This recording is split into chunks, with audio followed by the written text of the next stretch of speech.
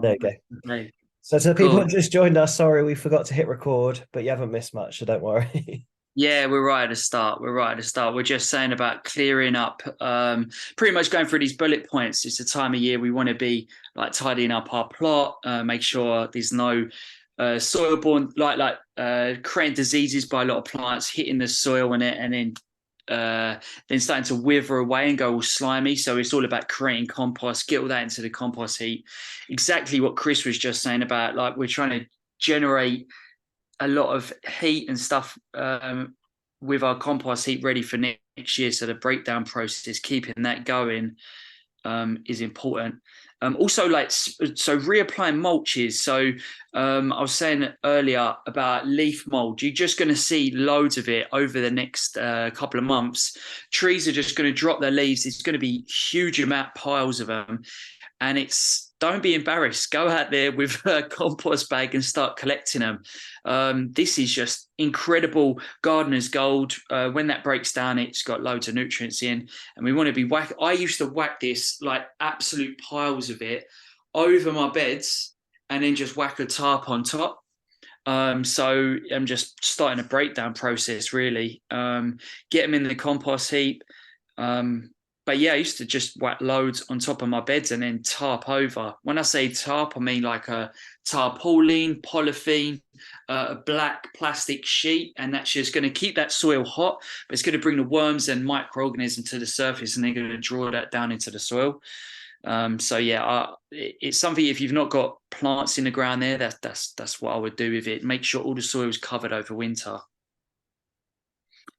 Same with the pathways as well. Try and increase that mycelium network in the pathways. Just reapply with mulch like a wood chip, for example. And disease management. Maybe like I never actually done this, Chris, but did you ever clean your polytunnels? Yeah, did it for the first time this year actually. So cleaned inside and out, did the old like tied about seven towels together trick and did the big like bit like back scratcher kind of thing over the top of the Yeah. polytunnel. I'll tell you what, it works a dream, but it does make a bit of a difference. Like cleaning the outside for the light that can get in over 2 or 3 years, that does deteriorate at quite a rate. And then yeah, on the inside, especially if you're like got germination zones or whatever, or propagation spaces inside a polytunnel, I think it's key because those young seedlings are very prone to disease. Yeah, definitely. And I think the percentage of light as well that you might gain, even if it's like it could be as shocking as like a 10% difference. But like we saw those little wins, like you do the jobs now for those wins come spring for next year, and just keeping your place just general, tidy, organized, not pots everywhere. Exactly that. If we get don't want to be tackling soil-borne diseases if you don't have to next year. But yeah, just it's just good practice, isn't it? Just keeping everything clean and tidy for the following years. And the smaller space you've got, or the less you've got, the easier it's going to be.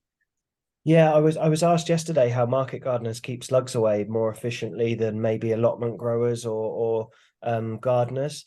And because it's always something that people are talking about, but market gardeners do suffer from it, but not quite at the same like rate, like slug to plant ratio. And it's because market gardens tend to be big open spaces that don't have a lot of not junk, but you know what I mean? Not a lot of piled up stuff for slugs to sort of hide and breed under. So that clearing up and tidying up, especially really close to your beds, is going to become really important. And this is the time that you've got the time to do it and then set the standard for next year. Yeah, definitely. And a good one for that as well, which completely ties into this. Oh, we're actually going to mention it later. So just remind me on that. Remind me on slugs. Just, all right, cool. Because I realized I've got a slide on it. um, okay, Chris, this was your little slide here. And the good thing is it goes from market gardening scale all the way to home scale.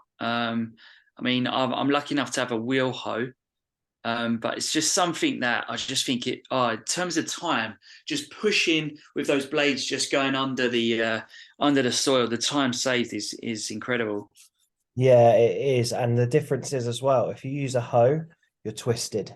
If you're using a wheel hoe, it's back and forth in front of you. So if you're doing a lot of weeding like this, mechanical weeding, so to speak, Good workout it as well. saves your back so much. It's a workout on your arms, but you're twisting in your back, and your lower back is going to be really, really saved. And plus, the wheel hoe, you can actually attach multiple tools to it, which is insane.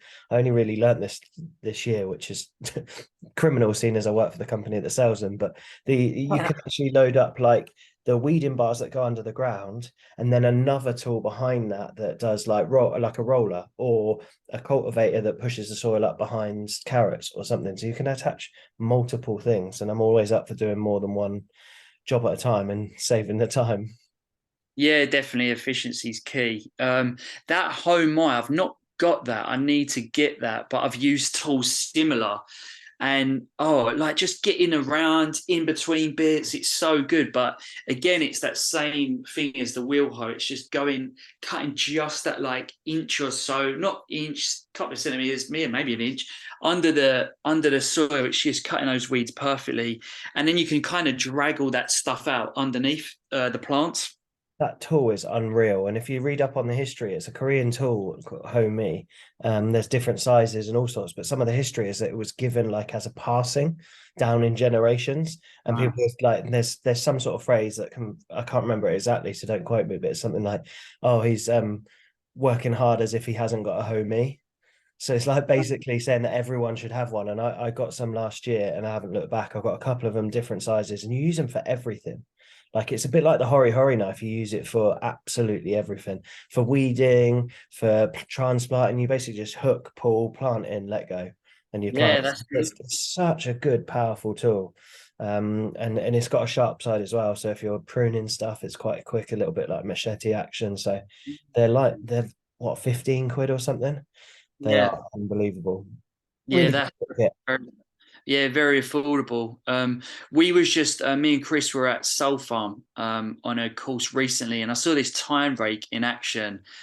I didn't believe it when I saw it. It didn't make sense to me that how it cannot disturb very small plants, yet it seemed to do that. I don't know if one of us might have a video on it. We could show it in the group, but it's pretty cool to see and how On it weaves Instagram. between the lines.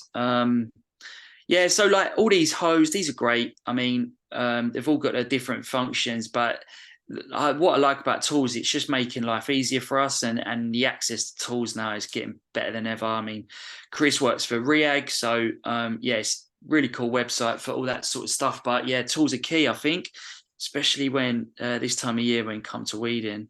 I think the exciting thing about some of those tools as well is like three of them are for reactive weeding. And if you can get that down, if you can go, right, I'm just going to grab my hoe and hoe my beds once a week, you won't need the hoe me, and you won't need to be on your hands and knees. And that's something I'm quite passionate about, because we spend so much time bent over in positions that maybe we isn't quite natural, or our bodies aren't built for these days, that we're not going to be able to farm or grow food or market garden or even grow on our allotment for long periods of time. We're not going to be able to do it when we're in our 60s like our grandparents might have been able to, unless we start to like, yeah, be a bit smart about it. So those reactive weeding tools, or just getting a routine for reactive weeding, is something I'm always banging on about. Yeah, amazing, man. Love it. Fertilizer, right? So this is where the slug thing will come. Didn't realize it was this early, but brilliant. Fertilizing is something that, like, now our garden is almost like exhausted a level of nutrition out the beds, like to grow really strong summer plants. I sometimes when I think of fertilizer, I think like I'm adding stuff that's kind of it's got like a bad connotation in my head, the word fertilizer, because it means good and bad, like good fertilizer, bad fertilizer. Oh no, that's me being I don't just know, thinking. because But the actual like definition of fertilizer was actually written by chemical fertilizing companies. So yeah, it originally came from fertilizers, was its chemicals. But actually, uh, anything can be a fertilizer as long as it is increasing the biodiversity in your soil. So, yeah, I get that. It comes across as really negative, but it should be yeah. positive. Yeah, because look, we go down the list here. Like compost is pretty much fertile. Like we are adding nutrition back to the beds that we took out. So, a lot of us like do like no dig, so compost is like a big one for us. Something that I've realized this year, well, is about quality of compost. Like it's good to get in. I've always known this, but I've actually started to use mushroom compost way more. And the difference I've seen by using that and then not using it is just ridiculous. I mean, we're going to kind of touch on it in another slide, but like Chris knows this as well. And doing some soil courses, like fungi dominated soil is what you want.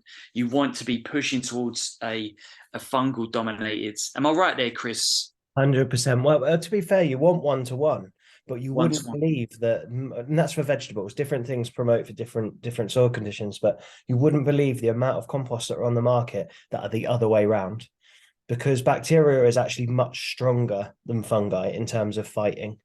Yeah, And look, it produces way quicker. It produces under anaerobic circumstances. It produces in heat. So it's and if you sieve it, you kill a lot of fungi. So compost that you think of that like flowery stuff that comes from the garden center is actually really bacterial dominated.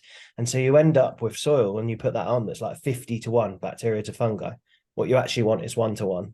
And if you've yeah. got, we'll touch on it later, but a forest is like completely the other way. Like an actual old rainforest is 1 to 1,000 of bacteria to fungi. So we're there isn't compost really in the UK. There's a couple of people doing it that the right amounts, but if you get it right, you get that 1-1, you get a real high level of biodiversity and nature in there, then compost is a fertilizer, it is a feed. And at some point in your journey, once you've got that soil to a certain place, compost is kind of the only thing that you'll need. And these other things in the list will go into the compost that you then put on. But we've got to get there first. Yeah, definitely. Jan's asked what kind of fungi are good for compost. Any fungi. Pretty as far as I know, like I mean, like the fungi, the mushroom compost I use, they're growing like portobello mushrooms on and button mushrooms. So I think it's just the network, the mycelium network in the soil is the way it breaks down the compost. And like to be honest, everything's just really thrived in there. It's almost but like you can add stuff to, I suppose, not too much. I don't know what I'm not trying to say there. I believe that it's just a as long as there's like a mycelium network in your compost, it's going to be good. Yeah, fungi. I mean, it's difficult because we're talking about different things when we talk about fungi. Fungi really are the tiny strands that you barely see, I, like the yeah. size of, yeah, the hyphae.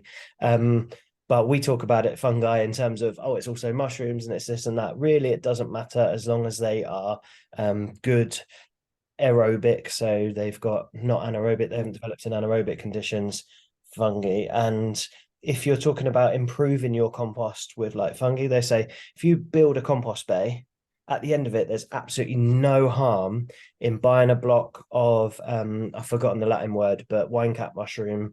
Strophoria, Yeah, something like that's that. it. Yeah, Strophoria, isn't it? Yeah. Buying a block of that spawn and just sticking it in places around that compost heap. Leave it for 2 weeks, and then your fungal ratio is going to be massively up. But no, Jan, there isn't really bad fungi. They're pretty much all good. There's loads of bad bacteria, and there's loads of bad things like nematodes that feed on roots and stuff. And I won't get into all that, but most fungi is good, and it will benefit your plants, whatever they are. Yeah, definitely. Yeah, we go so deep on that conversation. Like your knowledge, Chris, has gone exploded since you've been on that course. And Awesome. I spent 14 hours altogether in a car with Michael from Compost Club. So honestly, like, yeah, it was great, really great. But yeah, that's what I was learning. And like stuff like brassicas are like more bacteria dominated soils, Yeah. so that's why they seem to do well like year one if you're in like heavy clay and things like that, Yeah. which is quite interesting. And then stuff like that's like got a woodier stem, like a lavender or a rosemary. They prefer like a more fungal dominated soil. Yeah. Um, right, so yeah, manures. Like again, if you get a good free resource, we will always do do the bean trick. Put a bean in a pot, let it grow. You want to see that there's good growth there. Otherwise, aminopyralid is like a herbicide that they've been spraying for years on grasses. Horse been ingesting it. It's been in the poo. But yeah, I'll just do a little test. I mean, it's something we could talk about more and actually show you an example of how to do it. But yeah, you should always be like semi-careful with the manure you're getting.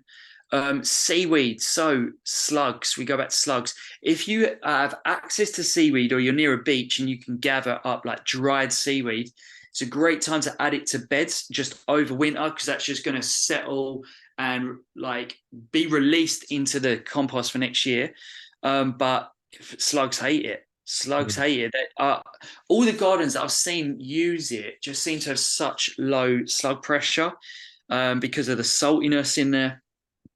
I just think it's like a nice little hack to know about. Volcanic rock dust. Sorry, Jack. If you're close to a beach as well, your rain is going to include more salt.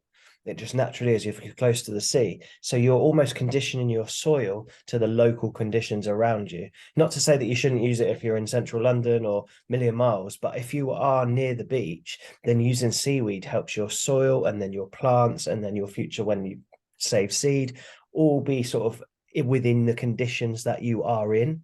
So it's a really powerful thing to use. No, I like that, Chris. Mate, your knowledge base is like so much better. It's quality. It's really good.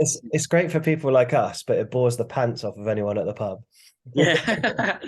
Volcanic rock dust. So this I sent like some book sample ebook things about paramagnetism. Volcanic rock dust is just like it's higher in minerals, but it's also helping the magnetism of your soil. It's quite deep. Won't go into it another time, but yeah, it's something I use, and Charles Dowden uses it quite a lot as well.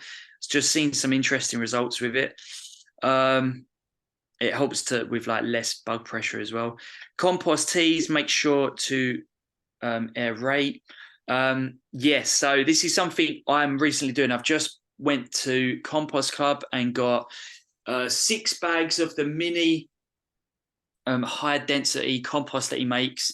And I'm going to buy a paddle that you can go from Screwfix, what plasterers use. Yeah. And just put the compost in like the bags he uses in the water and then, get a bit out and then just use the paddle to like aerate it. And apparently it separates, but in a good way, that makes it available for you to spray in the garden.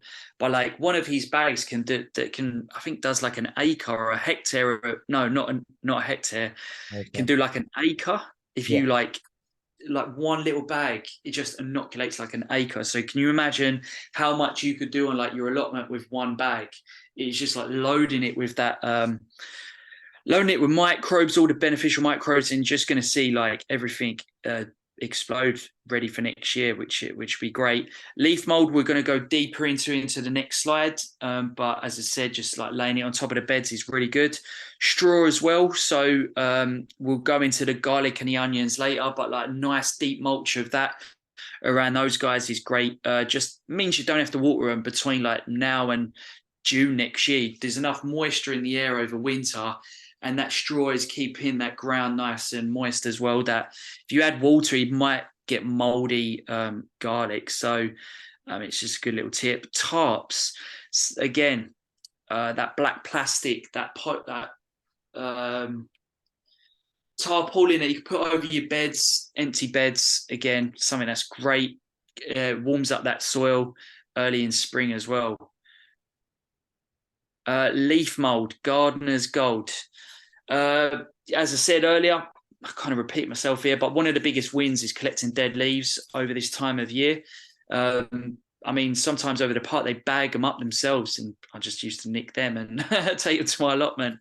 But yeah, like some people actually, this is meant to be a tip, putting it in bin liners and stabbing holes in. But I think that's just like, it seems like you're just sweating leaves into bags, and it's like really poor use of plastic as well, where you could actually get them in like maybe coffee sacks that you can get for free from coffee roasters, or you can build like a circle, get some chicken wire and make like a cage and just shove them in. So it's getting air but it's also keeping them compact as well. Getting them on your beds, get them in your compost bay, bedding mulch. Yeah, perforated bags of some kind. I just don't like the idea of using like bin liners. I think that's crazy. It looks grim as well around the allotment and that. Just Yeah, it back. doesn't. Yeah. I think it comes from the fact because when they pick them up from the park, they shove them in them black bin liners and they genuinely go and burn them, which hurts my heart because they're not just burning useful stuff; they're also burning black plastic each time. So it's It's horrible. insane. Yeah, it's insane because it's all this like what nature gives us. It gives way more back, like because that's the idea is that falls onto the forest floor, that seeps into the roots, then back up into the energy of the tree and like that. But I mean, you've got pavements with them dropping on. You think, God, that could be used to just over terrible soil, just like lay it out. And anyway, bit annoying. But this is one of my like top tips. And I actually saw a whole TED talk about this years ago, about for over 5 years ago now. And the guy was talking about collecting leaves. And I mean, these are like a little bit harder to get. I think electric ones have them. If you get the home ones, I do a lot of battery stuff, and I think there's battery ones now, but there's also petrol ones that do it. But some of those leaf blowers has a like a leaf sucker motion, and if it has a sucker motion, they normally go into a big like a sack attached to it, and that normally comes in the box that you never actually get out. But actually attaching that on, and it has like a mulcher, so you're sucking it in, you're mulching it, and you're actually like mulching down into like really, really good like almost like broken down. It's probably saved about 6 months of the breakdown process, and just get that straight onto your beds. I would also say this in the same breath as leave leaves where leaves should be left. Wow, that was a tongue twister. So that um, three times quickly. yeah, I know, but like stuff like queen bees are going to be hibernating in them, like frogs, and it's just a really great hiding place for things to hibernate over winter. So really only suck them up when they're on pavements, and just places where they shouldn't be. If they're like, don't just dig up a load under like a woodland area because you just disturb so much. And that's just probably like my 2 cents on that. Um, The other really useful thing is if you haven't got one of those leaf blowers, a mower will do the same thing. So True, you that's can very true. literally like rake them into a pile, make sure you've emptied all the grass out your mower, put the bag back on, go over it, and it cuts them up. Not quite as much as the leaf blower, but then you've got a bag of them, and then you can collect them together. The one thing I'll say about this is that we tend to forget about these because we collect them all, stick them in a thing, and forget about them. And what we then walk past the end of our allotment or the end of our garden, we're like, "What's that smell?" And it's actually what you can smell, that sort of rotting grass smell, that rotting leaf smell is ammonia. That means that your compost bed or your leaf mold bed or whatever, it's gone anaerobic. And that's bad. I won't go into all the nerdy reasons that it is bad, but it's really bad. It means it hasn't got oxygen.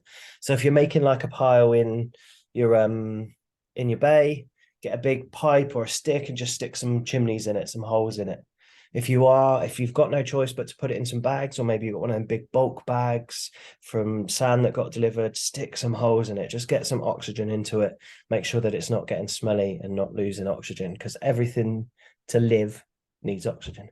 And so do those microorganisms and the things that are going to be breaking down those leaves. So, Chris, have you done cover crops before? Yeah, yeah, I have, and I've been trialing them even more so. And I've even just actually stuck like a whole bag of Phacelia on a little raised bed just outside my little cottage here, just to play with it even more.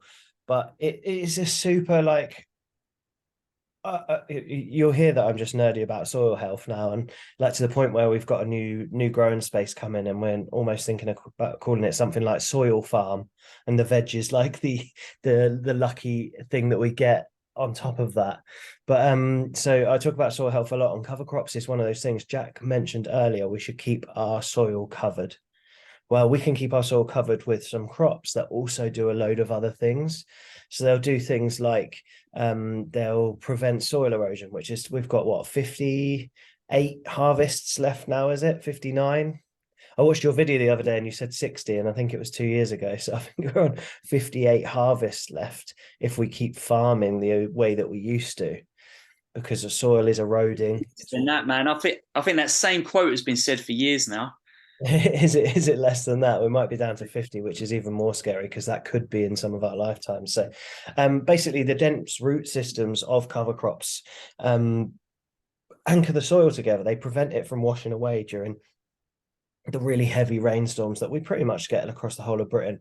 They prevent it washing away in snow melt, which is a massive problem across in places like Canada or the States. So it makes a real big difference there. It keeps weeds down. Well, we all would love that. It basically creates a canopy so that weeds can't get the light, keeps them down there. It retains nutrients. So when they grow, we then either cut them off or we tarp them down, they decompose and they release organic matter. So that enriches the soil with nutrients like nitrogen and carbon.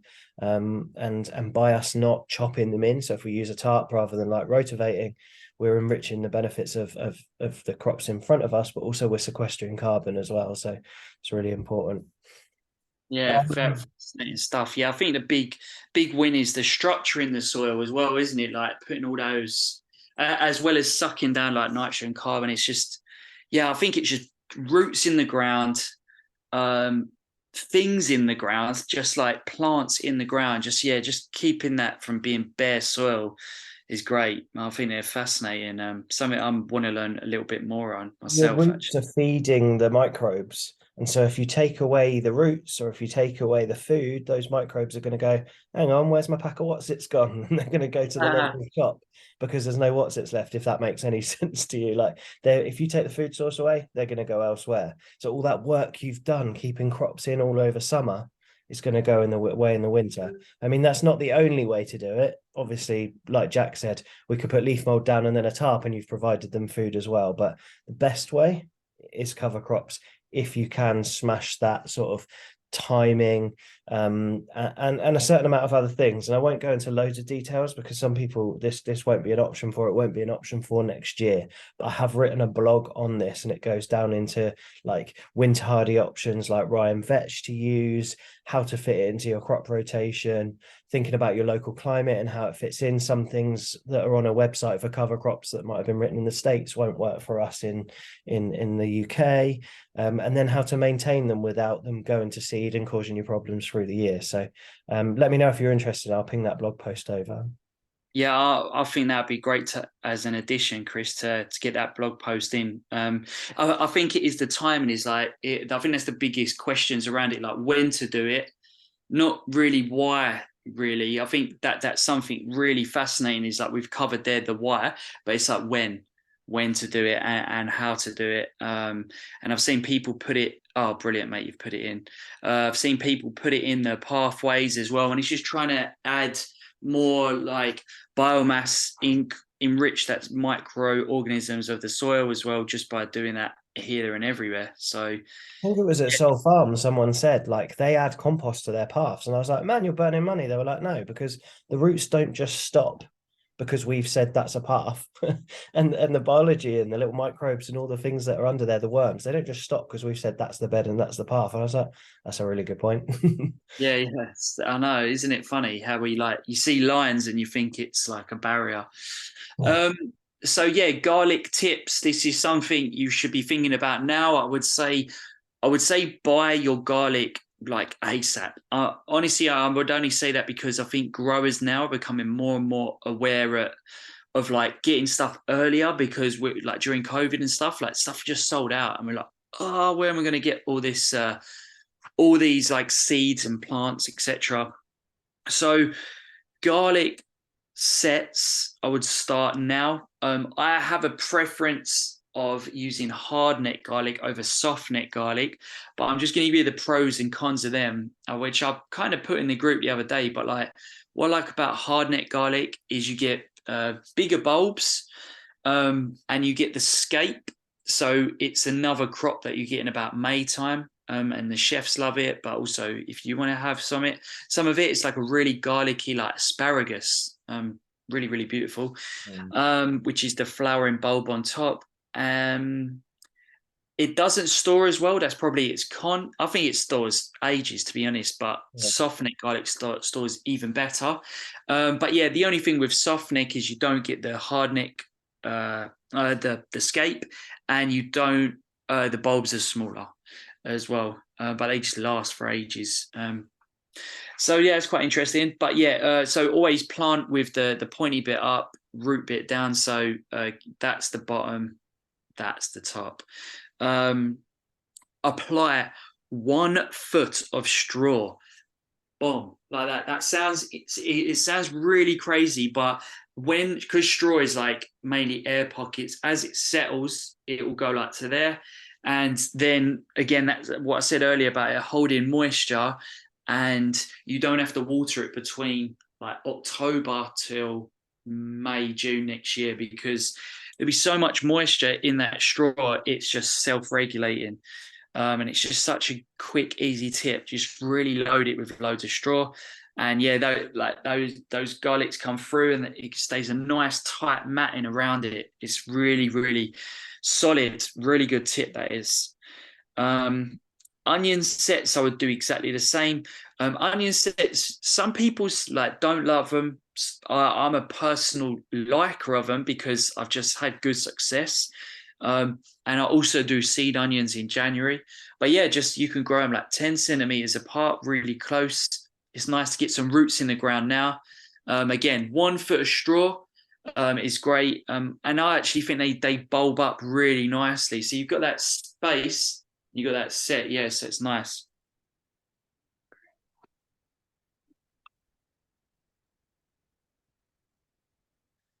Peas and broad beans. Have you overwintered these before, Chris?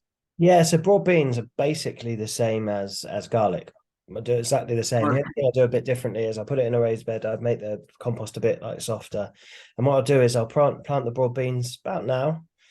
And then when they come up, also weeds around them will come up. So I'll hoe around them once they've come up, and then put my straw on, because I know I've just knocked those weeds back a little bit just before, and you've given them a chance to germinate and get the light quicker when they come through. Peas are a different one, but my biggest success has been guttering in a polytunnel or a greenhouse. Literally sow them in the gutter, let them raise up, and as soon as we get into the frost-free dates, you basically create with a trowel the space that the gutter that will fit in, and you kind of just slide your gutter of compost with the peas into that space, so you're not disrupting the roots. And the reason is that peas are quite fussy about their roots being disrupted. So if you use them in normal cells or pots and you're taking them out and you're pushing them down, they get a bit stroppy, and it slows them down quite a lot. So overwinter them inside, bring them out, and use a gutter. It's a really sort of cool. It feels quite cool as well when you're sliding them out. It's quite good fun. Yeah, I've done it before. I was going to say, so they pretty much stay like a dormant size like all winter. Like they shoot and then they just stay dormant all winter. Yeah, especially broad beans that are outside, they shoot, they get to like, if they get too big, that's the problem. If you did them in September, they get too big and then they die off. So you get them to like a shoot stage, they stay dormant. And then they're a really good indicator of when your season's really getting started, because then they just start to give leaf, they start to sprout, they start to get bigger. And they're an amazing crop for filling that space that we call the hungry gap. Yeah, and also both of these crops add in nitrogen as well. They're both like nitrogen fixes for the soil, so like they're feeding that soil over winter as well, I guess. Yeah, absolutely. I mean, I've never made money from peas because I've always eaten them all before I've got them sold Hey, in the market. preach that. So good. So, guys, I'm going to speak about bulbs. It's something I'm doing more. Like I'm doing more gardens like with these projects that are slightly not like ornamental, but like the beauty aspect is there. Rather, like you got the food aspect, but it's really nice to have the beauty and wildlife. So it's like a really delayed gratification. We plant now and stuff's going to come up in spring.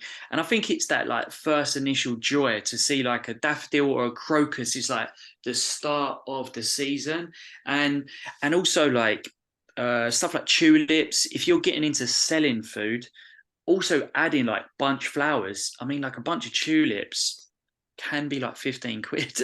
Yeah. They can be like really, really expensive. So it's something to maybe think about if you're growing food for profit, but also that beauty as well. Like they're going to come up, enjoy them.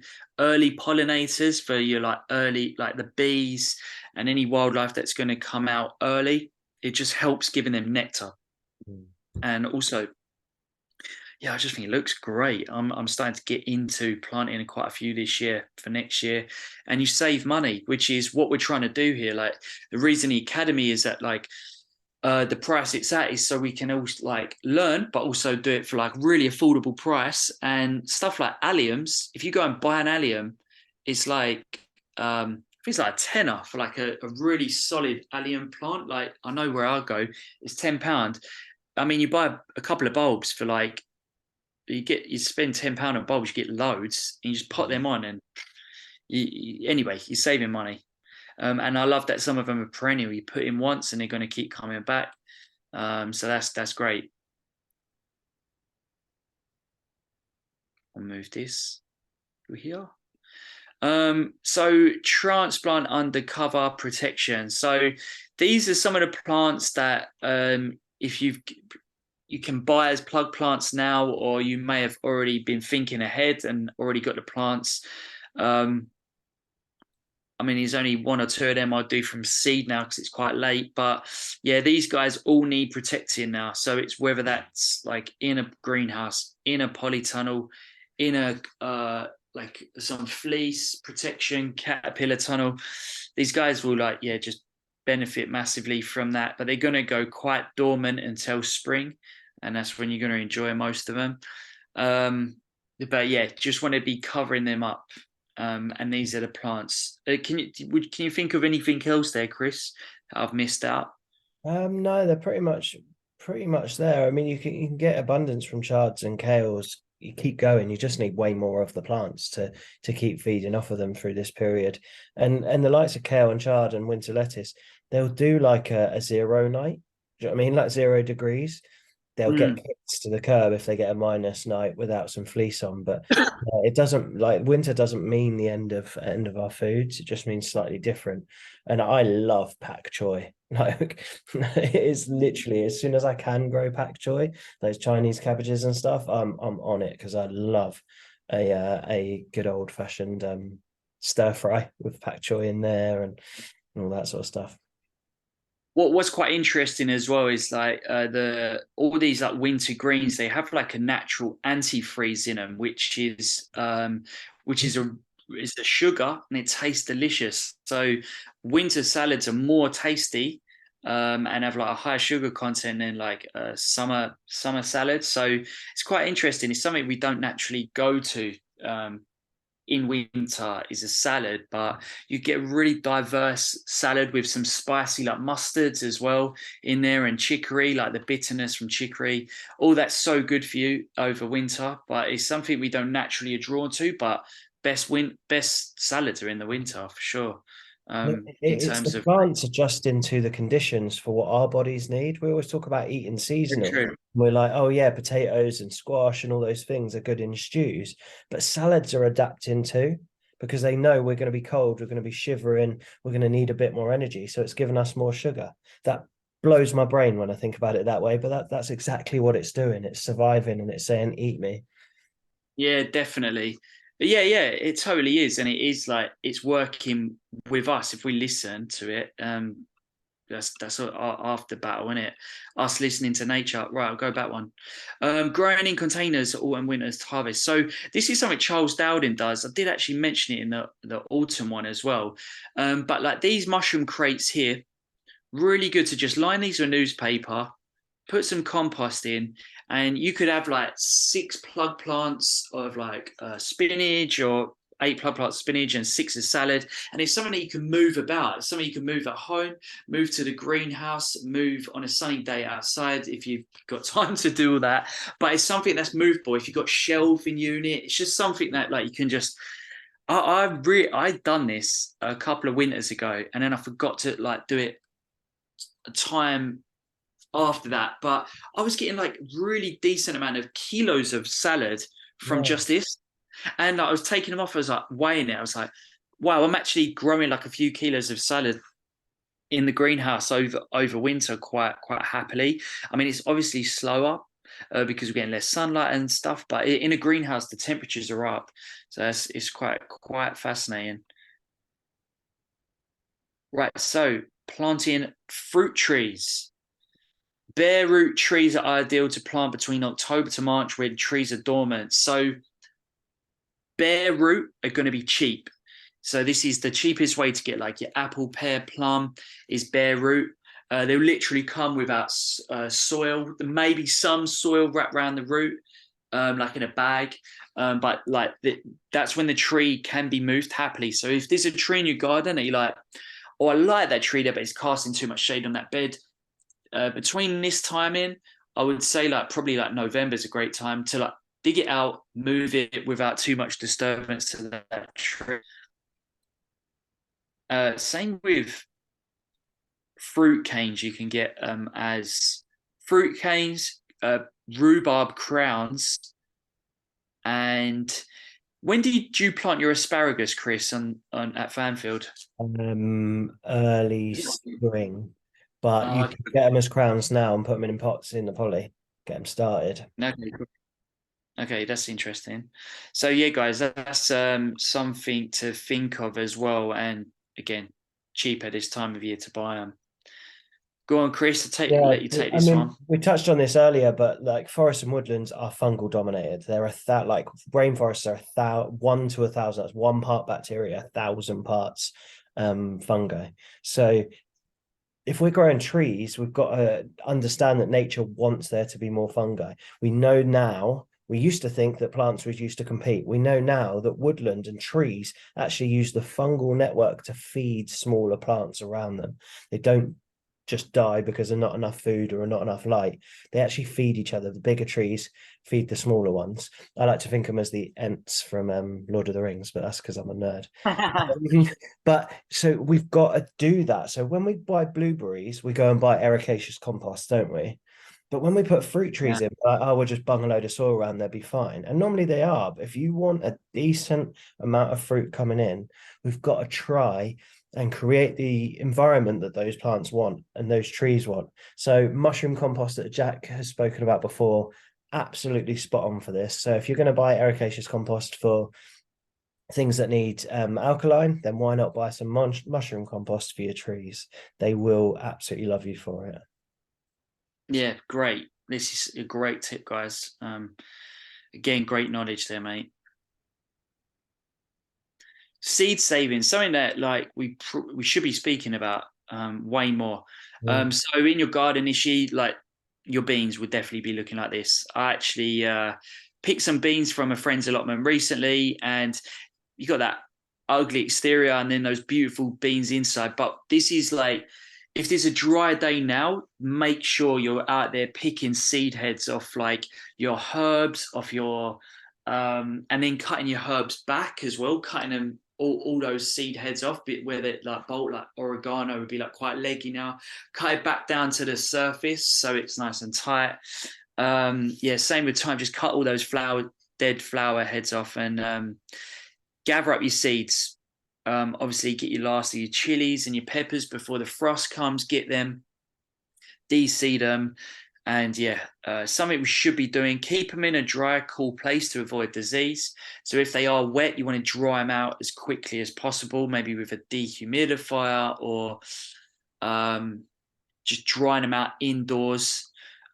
Many ways to do that. Hair dryers, all sorts of stuff. I don't know.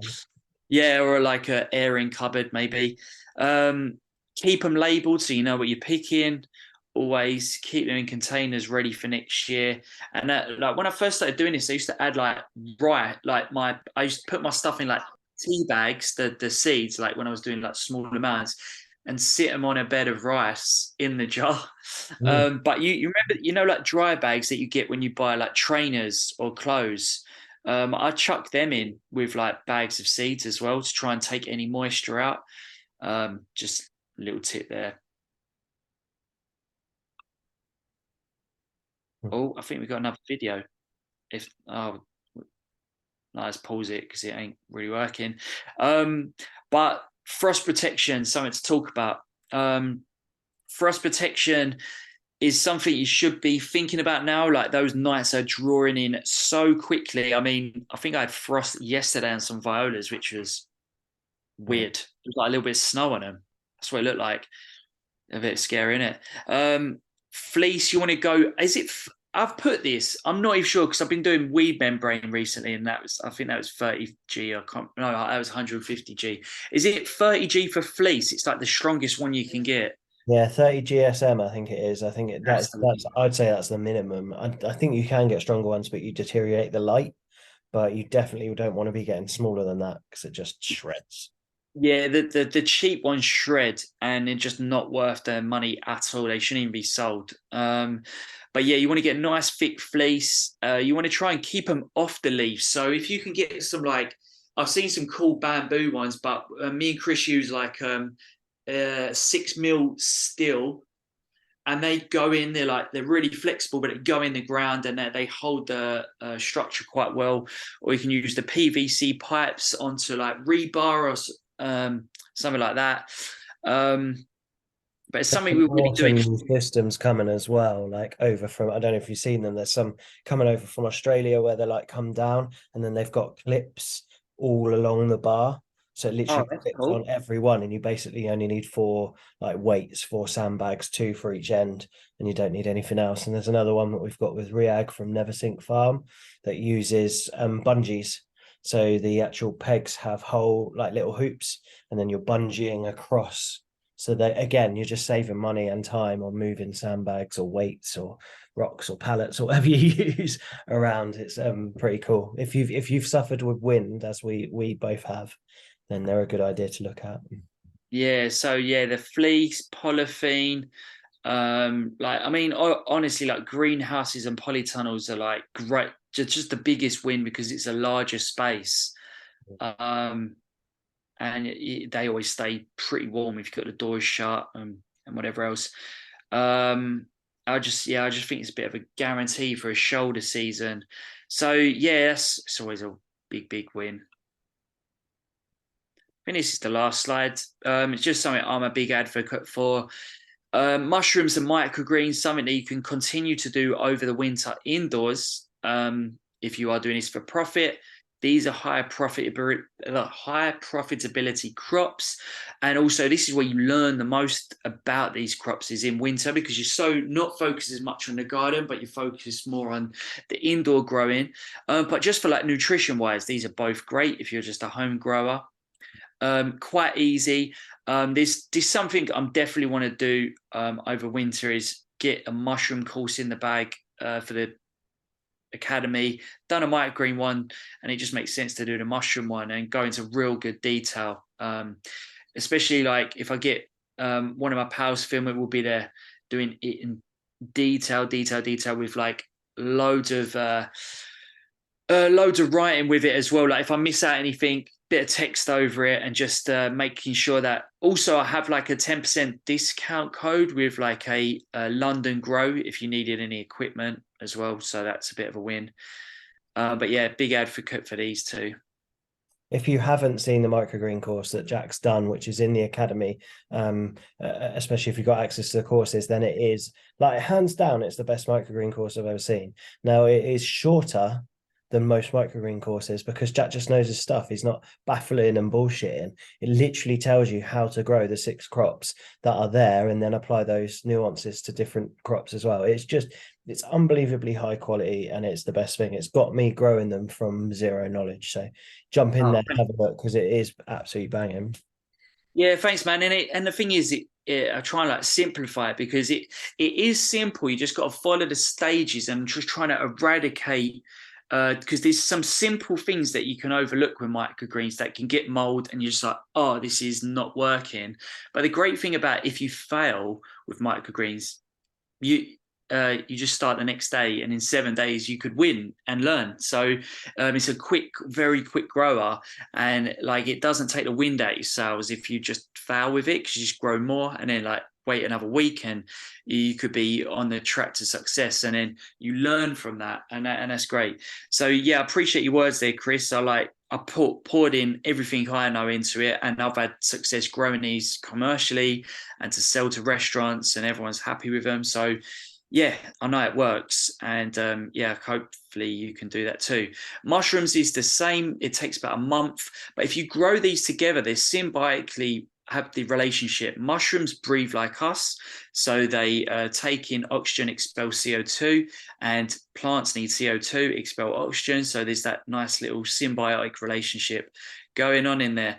And then again, guys, if you do this alongside your garden, the waste from these, both of these, I put my microgreen waste on the compost bait or in my worm bin, and I put my mushroom like straw, like it's like the mycelium block afterwards, break it up, and we've just been saying about putting mulch of straw around our beds.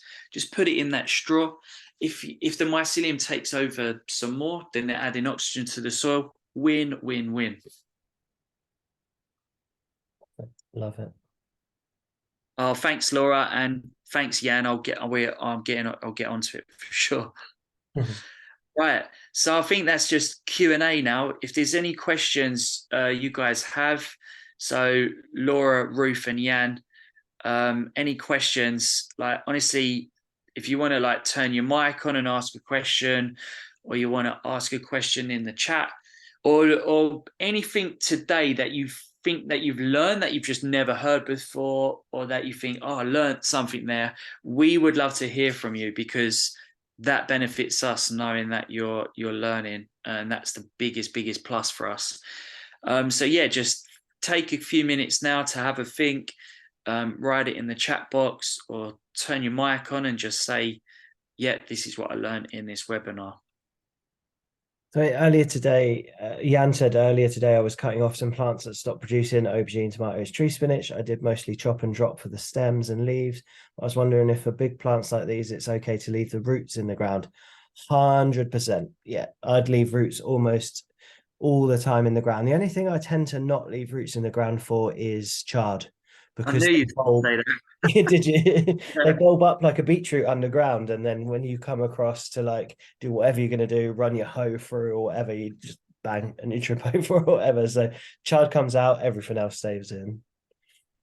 Oh, I thought that was Laura that asked that question. That's why I said, yeah, that's great, Laura. Oh, Sorry. yeah, Sorry, Jan. Yeah, man. And also as well, if you rip out like an aubergine plant or a tomato plant, like you can obviously see how disturbed like the worms are around the roots. I mean, there's activity going on around those roots. So you cut it, and then yeah, it's just breaking down into the soil and feeding that soil, like Chris was saying earlier. So yeah, it's like a big advocation to like cut, and just mulch on top of that, compost on top of that. Yeah, I knew you was going to say chard, because also as well, even if you cut it really low down, you'll have sprouts of it coming out. Like I've been learning a lot the last few days about hazel and willow coppice, and then you can cut the roots right down, and then it will just sprout out like that smallest stem that you leave. Because I'm going to be doing a hazel fence, and the job that want the hazel fence have loads of hazel that's so unmanaged that I'm really looking forward to doing it. So yeah, more learning. Something quickly to say about you said about tomatoes there, Jan, is that a lot of people ask the same question: can I, like, if my plants get certain diseases, can I still compost them? And more that, like, especially if you look at like blight in tomatoes, pretty much we all end up with some blighty tomato plants. They can go into the soil, into your compost. One, because that's an airborne disease, it's not a soil-borne disease, and two, because if you turn your pile once or twice, it gets up to like really mental temperatures. It burns off any of that. So by the time, unless you're like composting it and hoping to get that back on your beds in 30 days, it won't burn that out. But well, it might actually do if you get 3 lots of 130 Fahrenheit or whatever. But I won't get into that. But it will burn out. And that's the reason we can actually, if you turn your compost 3 times, then more of the weed seeds are going to die. The flowering seeds, bigger things like even an old aubergine or whatever will die off and not be there anymore. So don't worry about if your plants look unhealthy. They can still go in compost. If they got blight, they can still go in compost. I thought that's just worth mentioning. The only other thing is that big kale stalks, sometimes worth chopping them up. Yeah, agreed. They do get nice, big and thick though, don't they? Yeah. Use them as a walking stick, maybe. I've not done it yet, but like perennial chilies and stuff. Like I've never overwintered them. But yeah, I've seen a few people have great success. Apparently they can go on for 4 years, but Yeah, they're just cut them back, prune them like you would a rose bush or something. Protect mm, them. They can't be outside in the frost, no, but if you no, they protect can't. them, like in a glass house, in a polytunnel with a fleece as well, then they're going to come back year on year. And I only learned that like 2 years ago or something. I was like blown away, absolutely blown away. Yeah, especially if you've got them loads in pots, because I've had like some chilies and I'm like, oh, it looks like a tree, like the stump, it woodens up really. And I think seems a shame, but yeah, I mean, I'd like to try some in buckets next year, and then next winter, like yeah, just see. I think the fascination of seeing it come back, especially like chili, see how There's successful it is second flush. I so tell you much what, like that though, isn't there? Like celery. I took all my celery out, chucked it in a compost heap that I hadn't really composted properly. I had celery growing out the compost heap in spring. It's like that just came back and it just kept coming. Chard, like you said, will come back. So much will.